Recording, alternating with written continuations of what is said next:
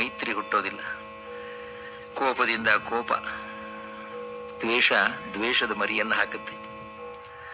ತಂದೆ ಪರೀಕ್ಷಿತ್ ರಾಜನನ್ನ ಸರ್ಪ ಕಚ್ಚಿ ಸಾಯಿಸ್ತು ಅನ್ನೋ ಕೋಪದಿಂದ ಅವನ ಮಗ ಜನಮೇಜಯ ಸರ್ಪ ಕುಲವನ್ನೇ ನಾಶ ಮಾಡಿಬಿಡ್ತೇನೆ ಅಂತ ಸಂಕಲ್ಪಿಸಿ ಸರ್ಪಯಾಗವನ್ನು ಮಾಡ್ತಾನೆ. ಸರ್ಪ ಕುಲ ನಿರ್ನಾಮ ಆಗುವ ಸ್ಥಿತಿಗೆ ಬಂದ್ಬಿಡ್ತು. ಮಹರ್ಷಿ ಜರತ್ಕಾರು ಅನ್ನೋನು ತನ್ನ ಮಗ ಆಸ್ತಿಕನನ್ನ ಜನಮೇಜಯ ಮಹಾರಾಜನ ಹತ್ರ ಕಳಿಸ್ತಾನೆ. ಮಹಾನ್ ತೇಜಸ್ವಿ ಅವನು. ಆಸ್ತಿಕನ ಮಾತಿನಂತೆ ಜನಮೇಜಯ ಸರ್ಪಯಾಗವನ್ನು ನಿಲ್ಲಿಸ್ತಾನೆ. ಸರ್ಪಯಾಗವನ್ನು ಮಾಡಿದ ಮೇಲೆ ಮಹಾಪಾಪ ಜನಮೇಜಯನನ್ನು ಅಂಟಿಕೊಳ್ಳುತ್ತೆ. ಆ ಪಾಪ ಪರಿಹಾರವಾಗಲಿ ಅಂತ ಹೇಳಿ ಅವನು ವ್ಯಾಸರ ಬರೆದ ಮಹಾಭಾರತದ ಕಥೆಯನ್ನ ಕೇಳ್ತಾನೆ. ಪಾಪಗಳನ್ನ ತೊಳೆಯೋ ಅಂಥ ಪುಣ್ಯಕಥೆ ಈ ಮಹಾಭಾರತದ ಕಥೆ. ವೇದವ್ಯಾಸರು ಹೇಗೆ ಬರೆದ್ರು, ದಿನವೂ ಎದ್ದು ಸ್ನಾನಾನ್ಹಿಕಗಳನ್ನು ಮುಗಿಸಿಕೊಂಡು ಈ ಮಹಾಭಾರತ ಕಥೆಯನ್ನ ಹೇಳ್ತಾರೆ. ವಿನಾಯಕ ಬರೆಯುತ್ತಾನೆ ಅಂತ ಹೇಳಿದ್ದಾರೆ. ಎಷ್ಟು ದಿನ ಬರೆದ್ರು ಆ ಕಥೆಯನ್ನ? ತ್ರಿಭಿರ್ವರ್ಷೈ ಸದೋತ್ಥಾಯ ಕೃಷ್ಣದ್ವೈಪಾಯನೋ ಮುನಿಃ ಮಹಾಭಾರತಂ ವ್ಯಾಖ್ಯಾನಂ ಕೃತವಾನ್ ಇದಮದ್ಭುತಂ. ತ್ರಿಭಿರ್ವರ್ಷೈ ಅಂತಂದ್ರೆ 3 ವರ್ಷ ಆಗುತ್ತಂತೆ. ವ್ಯಾಸರು ಪ್ರತಿನಿತ್ಯ ಎದ್ದು ಸ್ನಾನಾನ್ಹಿಕಗಳನ್ನು ಮುಗಿಸ್ಕೊಂಡು ಅವರು ಹೇಳಿದ್ದನ್ನ ಇವರು ಬರೀತಾರೆ. ಈ ಕಥೆಯನ್ನ ಕೇಳೋದಕ್ಕೆ 12 ವರ್ಷ ಆಗುತ್ತೆ ಅಂತ ಹೇಳ್ತಾರೆ. ಇಂಥ ಅದ್ಭುತವಾದಂತಹ ಕಥೆಯಲ್ಲಿ ಅದ್ಭುತಂ ಅಂತ ಹೇಳ್ತಾರೆ. ಇದರಲ್ಲಿ ಇದೇ ಏನು? ಪುರುಷಾರ್ಥಗಳು 4: ಧರ್ಮ, ಅರ್ಥ, ಕಾಮ, ಮೋಕ್ಷ. ಇವುಗಳ ಹೊರತು ಏನೂ ಇಲ್ಲ. ಇವೆಲ್ಲಕ್ಕೂ ಬೇಕಾದವು ಕೂಡ ಇದರಲ್ಲಿದೆ.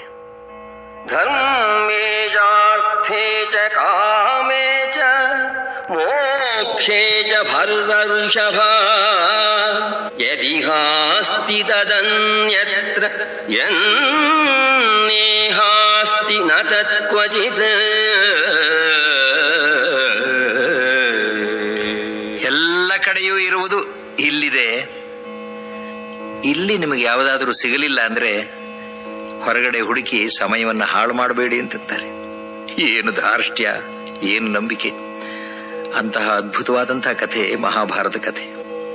ಈ ಕಥೆ, ಇದರ ಮಹಿಮೆ ನಾವು ಓದಬೇಕು, ಕೇಳಬೇಕು, ಆಗಲೇ ನಮಗೆ ಗೊತ್ತಾಗುತ್ತೆ.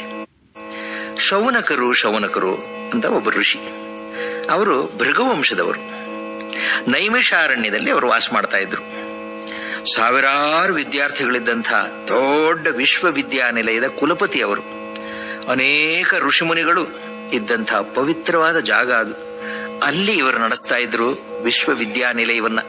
ಸುಮಾರು 3600 ವರ್ಷಗಳ ಹಿಂದೆ ಈ ತರಹ ಒಂದು ವಿಶ್ವವಿದ್ಯಾನಿಲಯ ಇತ್ತು ಅಂತ ಹೇಳಿದ್ದಾರೆ. ಅಯೋಧ್ಯೆ ರೋಹಿಲ್ ಖಂಡದ ನಡುವೆ ಗೋಮತಿ ನದಿ ತೀರದಲ್ಲಿರುವಂತಹ ಸೊಗಸಾದಂಥ ವನಪ್ರದೇಶ ಇದು. ಈ ಸ್ಥಳವನ್ನ ಈಗ ನಿಮ್ಸಾರ್ ಅಂತ ಕರೀತಾರೆ. ಕುಲಪತಿ ಶೌನಕರು ನೈಮಿಷಾರಣ್ಯದಲ್ಲಿ 12 ವರ್ಷಗಳ ಕಾಲದ ದೀರ್ಘವಾದಂತಹ ಒಂದು ಸತ್ರಯಾಗವನ್ನು ನಡೆಸ್ತಾರೆ. 10,000ಕ್ಕೂ ಹೆಚ್ಚು ವಿದ್ಯಾರ್ಥಿಗಳಿಗೆ ಅನ್ನವನ್ನ ಹಾಕ್ತಾ ಇದ್ರಂತೆ. ವ್ರತನಿಷ್ಠರಾದಂತಹ ಬ್ರಹ್ಮರ್ಷಿಗಳು ಅನೇಕರು ಆ ಯಾಗದಲ್ಲಿ ಭಾಗವಹಿಸ್ತಾರೆ. ಯಾಗದ ಅವಭೃತ ಆದ ಮೇಲೆ ಎಲ್ಲರೂ ಕುಳಿತು ಸಂತೋಷವಾಗಿ ಮಾತನಾಡ್ತಾ ಇರ್ತಾರೆ. ಅಲ್ಲಿಗೆ ಅಕಸ್ಮಾತ್ತಾಗಿ ಕದಾಚಿತ್ ಸೂತ ಪುರಾಣಿಕರೊಬ್ಬರು ಬರ್ತಾರೆ. ಸೂತನೈತಂದನು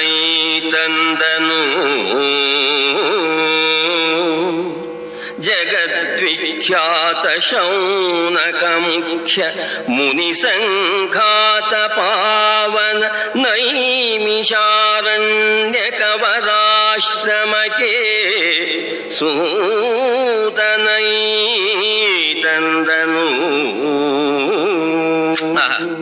ಅಕಸ್ಮಾತ್ತಾಗಿ ಬರ್ತಾನಂತೆ. ಕೆಲವು ಸಂದರ್ಭದಲ್ಲಿ ಅಕಸ್ಮಾತ್ತಾಗಿ ಆಗೋದು ಅದ್ಭುತವಾದಂತಹ ಫಲಿತಾಂಶವನ್ನು ಕೊಡುತ್ತಂತೆ. ಆ ತಪಸ್ವಿಗಳೆಲ್ಲ ಎದ್ದು ನಿಂತು ಆ ಪುರಾಣಿಕನನ್ನ ಹೇಗೆ ಸ್ವಾಗತ ಮಾಡ್ತಾರೆ ನೋಡಿ. ಆತನನು ಕಂಡುದು ತಪಸ್ವಿಯೂರಾದ ಕುಶಲಕ್ಷೇಮ ಮಧುರ ಪ್ರೀತಿ ವಚನಾಮೃತದಿ ಸಂಭಾವನೆಯ ಮಾಡಿದರು.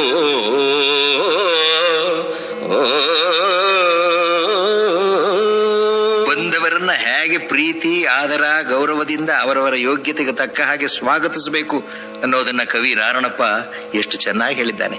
ಆಗಿನ ಕಾಲದ ಜನರ ವಿದ್ವಾಂಸರ ಸಂಸ್ಕೃತಿಯನ್ನ ಅದು ತೋರಿಸುತ್ತೆ. ಯಾರಪ್ಪ ನೀನು ಸೂತ, ಯಾರಯ್ಯ ಅಂತ ಕೇಳಬಹುದಾಗಿತ್ತು ಅವರು. ನೋಡಿ ಹೇಗೆ ಸ್ವಾಗತಿಸ್ತಾ ಇದ್ದಾನೆ. ಪರಮ ಪೌರಾಣಿಕ ಶಿರೋಮಣಿ, ಪರಮ ಪೌರಾಣಿಕ ಶಿರೋಮಣಿ, ಬರವಿದೆತ್ತಣವಾಯಿತು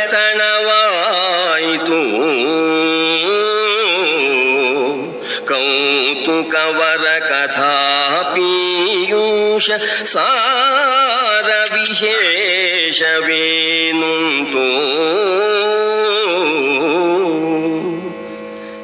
ಚರಿತ ಚತುರಾಶ್ರಮ ತಪೋನಿಷ್ಠರಿಗೆ ವಿಶ್ರಮವೈ, ಚರಿತ ಚತುರಾಶ್ರಮ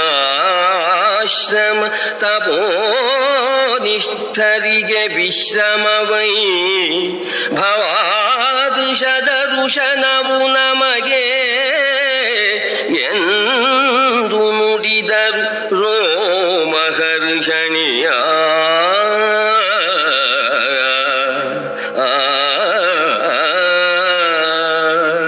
ಬಂದ ಸೂತ ಪುರಾಣಿಕ ಯಾರು? ರೋಮಹರ್ಷಣ ಮಹರ್ಷಿಯ ಮಗ. ರೋಮಹರ್ಷಣ ಆತ ಮಾತನಾಡಿದರೆ ರೋಮಾಂಚನವಾಗುತ್ತಂತೆ. ಅಂಥವನ ಮಗ ಉಗ್ರಶ್ರವ ಅಂತ. ಈ ಕೆಲವು ಹೆಸರುಗಳನ್ನ ನಾವು ನೆನಪಿಟ್ಕೊಂಡ್ರೆ ಚೆನ್ನಾಗಿರುತ್ತೆ. ಕಥೆ ಉದ್ದಕ್ಕೂ ಈತನೇ ಕಥೆಯನ್ನು ಹೇಳೋನು. ಕಥೆ ಹೇಳೋನು ಪೌರಾಣಿಕ, ಅದೇ ವೃತ್ತಿ ಅವನಿಗೆ. ಆ ವೇಳೆಗೆ ತುಂಬಾ ಹೆಸರು ಮಾಡಿದ್ದಿರ್ಬೇಕು ಅವನು.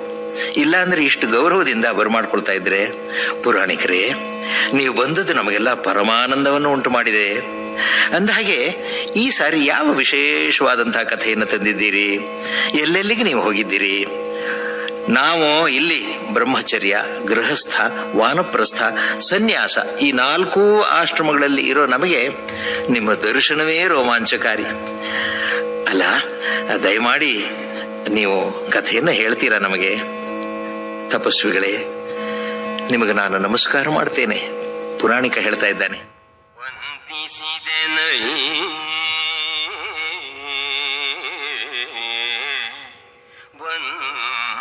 ವಂದಿಸಿದೆನೈ ವರತ ಬೋಧನ ವೃಂದ ಚಿತ್ತೈಸುವುದು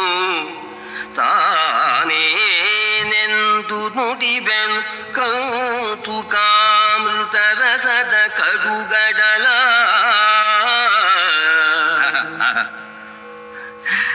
ತಪಸ್ವಿಗಳೇ, ನಿಮಗೆ ನಮಸ್ಕಾರ ಮಾಡ್ತೇನೆ ಅಂತ ಹೇಳಿ ಕಡಲ, ಕಡುಗಡಲ, ರಸದ ಕಡುಗಡಲ, ಅಮೃತ ರಸದ ಕಡುಗಡಲ. ಕಡಲು ಅಂದ್ರೆ ಜ್ಞಾನ, ಕಡುಗಡಲು ಅಂದ್ರೆ ಆಳವಾದಂತಹ ಜ್ಞಾನ. ರಸದ ಕಡುಗಡಲು ಅಂದ್ರೆ ರಸಭರಿತವಾದಂತಹ ಆಳವಾದ ಕುತೂಹಲಕಾರಿಯಾದಂತಹ ಜ್ಞಾನ ಅದು.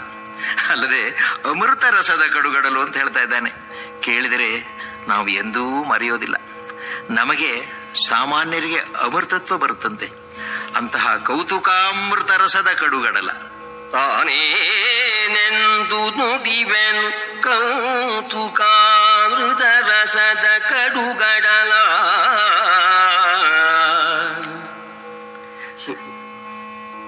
ಅಲ್ಲದೆ ಕಥೆ ಯಾವುದು? ಹೇಗಿತ್ತು? ಯಾರಾದ್ರೂ ಕೇಳಿದ್ದಾರೆ ನೀ ಕಥೆನ? ಹಿಂದೆ ಕೇಳಿದುದಲ್ಲ, ಹೇಳುವುದು ಮುಂದೆ ಹೊಸತಿದು.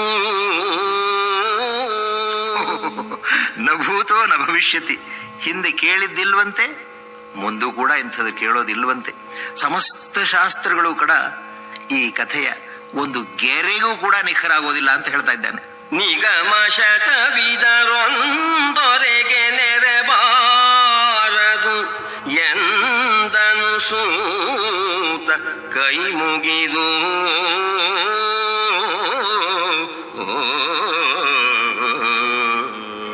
ನಾಲ್ಕು ವೇದಗಳಿಗೆ ಸಮನಾದದ್ದು ಮಹಾಭಾರತ. ವೇದ ಪುರಾಣಗಳಲ್ಲಿ ಹೇಳಿರೋದು ಜನಸಾಮಾನ್ಯಕ್ಕೆ ಅರ್ಥವಾಗೋದಿಲ್ಲ, ಕಾರ್ಯಾಚರಣೆಗೆ ತರುವುದು ಕಷ್ಟ ಅಂತಲೇ ಮಹಾಭಾರತವನ್ನ ವ್ಯಾಸರು ಬರೆದರು. ಭಾರತಕ್ಕೆ 5ನೇ ವೇದ ಅಂತ ಹೆಸರು. ಕುಮಾರವ್ಯಾಸ ತನ್ನ ನಾಂದಿ ಪದ್ಯದಲ್ಲಿ ಹೇಳಿದ್ದಾನೆ, ತಿಳಿಯ ಹೇಳುವೆ ಕೃಷ್ಣ ಕಥೆಯೇನು ತಿಳಿಯ ಹೇಳುವೆ ಕೃಷ್ಣ ಕಥೆಯನ್ನು, ಇಳೆಯ ಜಾಣರು ಮೆಚ್ಚುವಂತಿರೆ. ತಿಳಿಯ ಹೇಳುವೆ ಕೃಷ್ಣ ಕಥೆಯನ್ನು, ಇಳೆಯ ಜಾಣರು ಮೆಚ್ಚುವಂತಿರೆ. ನೆರೆಗೆ ಪಂಚಮ ಶ್ರುತಿಯ ನೊರೆವೆನು ಕೃಷ್ಣ ಮೆಚ್ಚನಿಗೆ.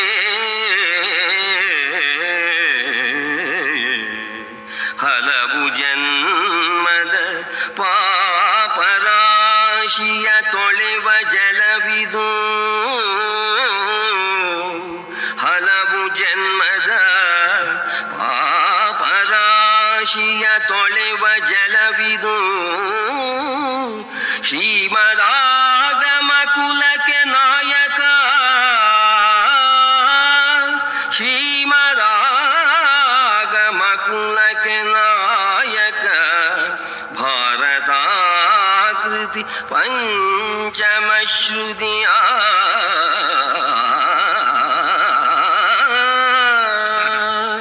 ನೆಲೆಗೆ ಪಂಚಮ ಶ್ರುತಿಯೇನು ವರೆವೆನು ಅಂತಾನೆ. ಪಂಚಮ ಶ್ರುತಿ ಅಂದರೆ ಇಲ್ಲಿ ಹೇಳಿರೋ ಹಾಗೆ 4 ವೇದಗಳು, ಋಗ್ವೇದ, ಯಜುರ್ವೇದ, ಸಾಮವೇದ, ಅಥರ್ವಣವೇದ.